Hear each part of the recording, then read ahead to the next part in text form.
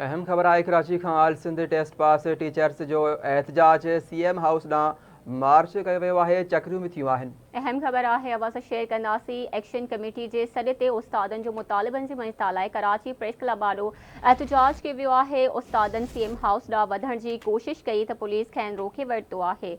ख़बर अवाज़ शेयर कंदासीं। कराची खां all Sindh test pass teachers जो एहतजाज कयो वियो।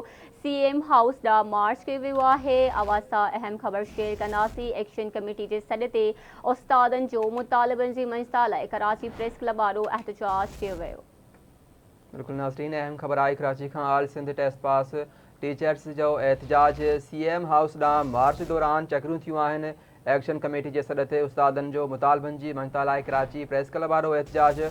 उस्तादनि सीएम हाउस ॾांहुं वधण जी कोशिश कई त पुलिस खेनि रोके वरितो आहे। आल सिंध टेस्ट पास टीचर्स एहतजाज कयो आहे। सीएम हाउस ॾांहुं मार्च दौरान चकरियूं बि थियूं आहिनि। एक्शन कमेटी जे सॾ ते उस्तादनि मुतालिबनि जी मंज़ता लाइ कराची प्रेस क्लब वारो एहतजाज कयो, जॾहिं त उस्तादनि सीएम हाउस ॾांहुं वधण जी कोशिश कई त पुलिस खेनि रोके वरितो।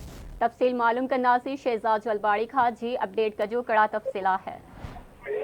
बिल्कुल कराची प्रेस क्लब के all Sindh test pass teachers action committee पारां जेके एहतजाज कयो वियो हो, उनमें सिंध जे मुख़्तलिफ़ शहरनि मां जेके हिते उस्ताद गॾु थिया हुया पंहिंजे मुतालिबनि लाइ। उन्हनि उस्तादनि जूं जेके इंतिज़ामिया सां ॻाल्हियूं, सेक्रेटरी एजुकेशन सां उनजो ॻाल्हियूं थी रहियूं, उहे ॻाल्हियूं नाकाम थी वियूं। त उनखां पोइ उहो एहतजाज जेको हुयो एहतजाज जी मार्च जी सूरत इख्तियार करे वियो आहे।